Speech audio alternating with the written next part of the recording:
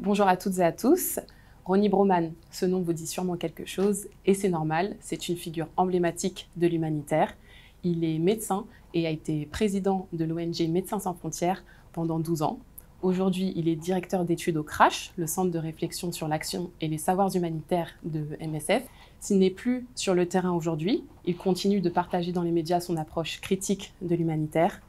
Mais comment ces réflexions font-elles évoluer la communication des ONG, la structure de MSF en elle-même, ainsi que la cause en général?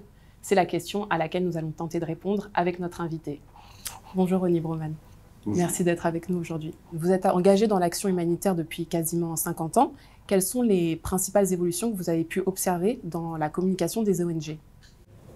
Je pense que pour l'essentiel, cette communication a des objectifs à peu près stables. Après tout, on le comprend, les ONG d'aide humanitaire souhaitent rendre visibles et audibles certaines situations critiques, donc à attirer l'attention des médias sur ces situations. Elles cherchent également à faire parler d'elles pour se financer, pour trouver des volontaires et des soutiens. Donc de ce point de vue-là, les enjeux n'ont pas vraiment changé.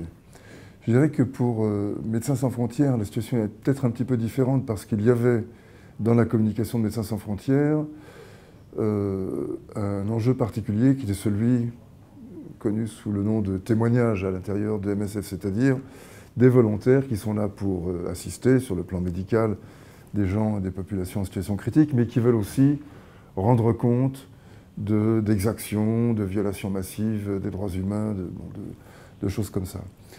Et ce qui a changé dans notre domaine, c'est la prise de conscience que parfois, nous pouvions être, disons, une partie du problème.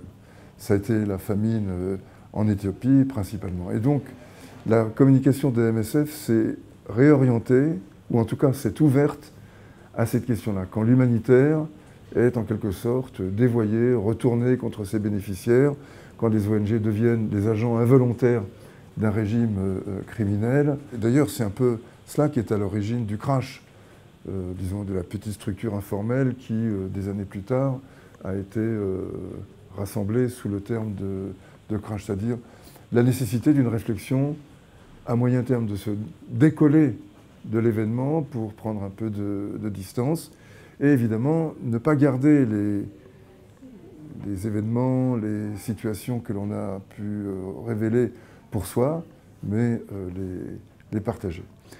Deuxième grande évolution, mais qui ne dépend pas du tout de nous, mais qui a eu de l'influence, ce sont évidemment les technologies de communication. Cette espèce de direct universel, ce branchement, cette connexion globale a évidemment des conséquences en obligeant les ONG, ou en tout cas les incitant à réagir toujours plus vite, et donc forcément avec toujours moins de réflexion. On ne peut pas penser à 100 à l'heure en permanence. Voilà, et bon, ensuite les réseaux sociaux qui amplifient encore un peu plus, que personnellement, c'est une question de génération, je considère plutôt comme un problème que comme une avancée. Mais enfin, il en comporte aussi des avancées, mais pas seulement. Et pourquoi comme un problème? Mais justement à cause de ce direct permanent, de cette incitation. Regardez le nombre de bêtises qui circulent sur les réseaux sociaux. Alors je ne dis pas que les réseaux sociaux les ont créés, hein.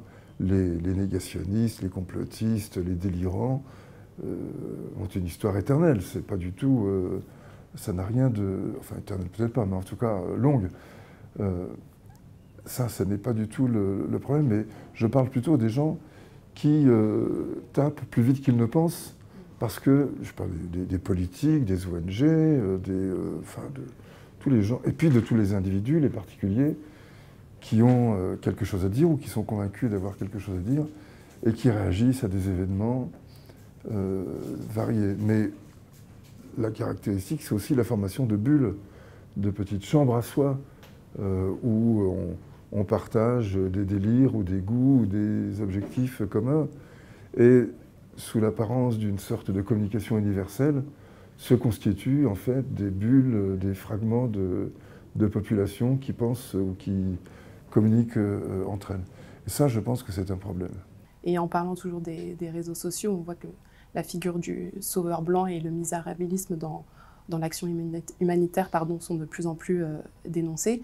Est-ce que vous pensez que la clé d'une communication éthique et efficace réside dans la diversité des équipes sur le terrain et les témoignages des personnes concernées, comme on peut le voir d'ailleurs sur les réseaux sociaux de MSF?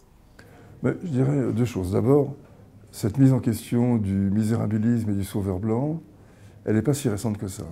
Dans les années 80, lorsque s'est développé le mouvement des ONG, parce que c'est dans cette période qu'il a connu le premier moment de son essor, des chartes éthiques, des codes de conduite, des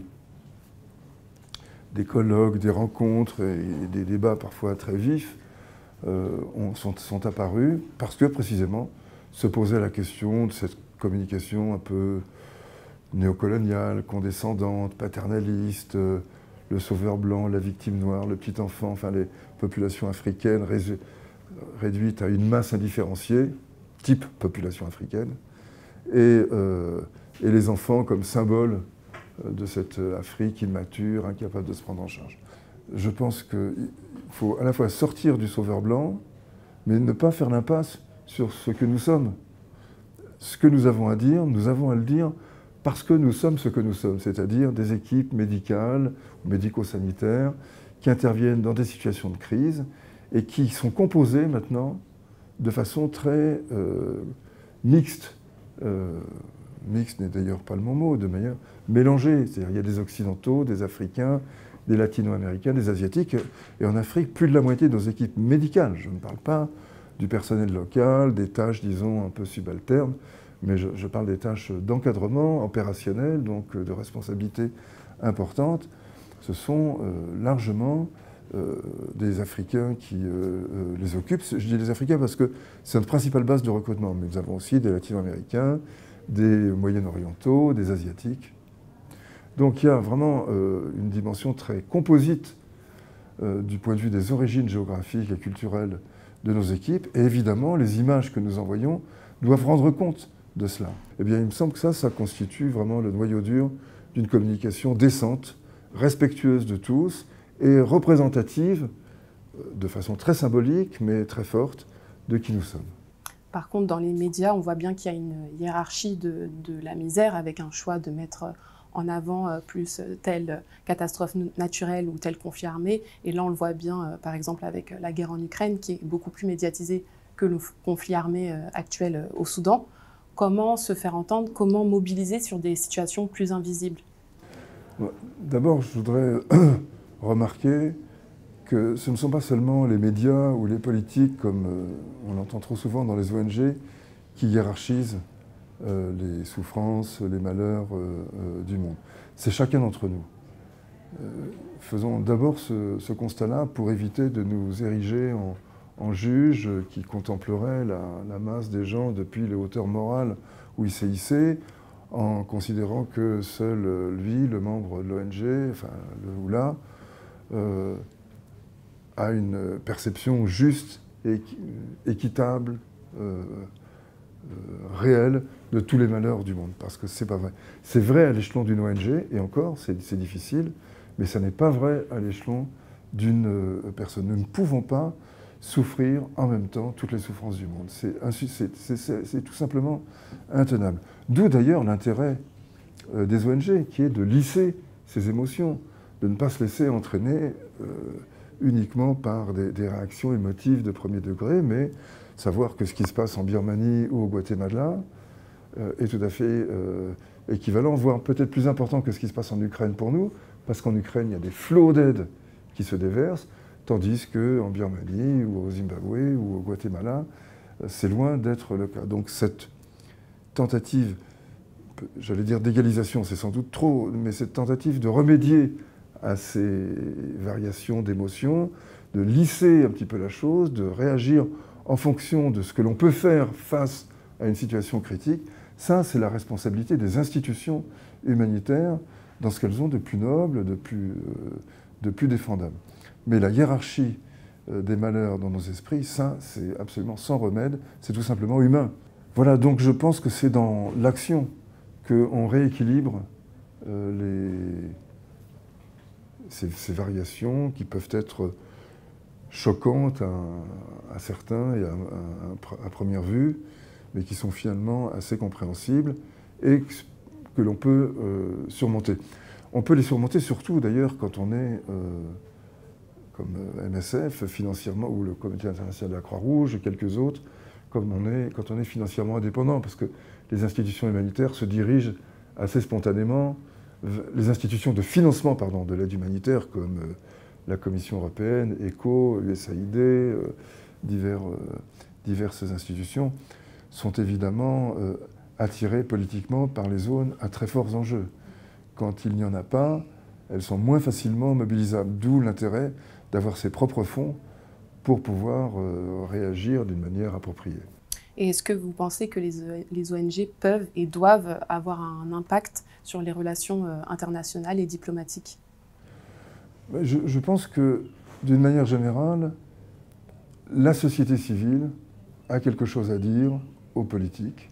Donc les organisations issues de la société, qui permettent une certaine organisation du discours, une certaine élaboration des positions, doivent être entendues. Il y a une certaine légitimité des ONG qui n'est pas une légitimité politique, électorale, qui est une légitimité de terrain, une légitimité d'engagement, qui a ses limites, mais les autres aussi ont leurs limites. Et donc, autant je crois qu'elles n'ont pas à exercer le pouvoir, elles ne doivent pas être un pouvoir, au mieux un contre-pouvoir, autant je pense qu'elles ont un point de vue légitime à faire valoir, à elles d'être cohérentes avec ce point de vue, cohérentes à l'intérieur du point de vue, c'est-à-dire d'être capables d'élaborer de façon argumentée, rationnelle, défendable, donc critiquable aussi. Il faut qu'elles acceptent la critique dès lors qu'elles-mêmes passent sur le mode critique sur la scène publique. Et là, je veux dire il y a parfois un épiderme un peu trop sensible du côté des ONG qui semblent admettre assez peu la réciprocité.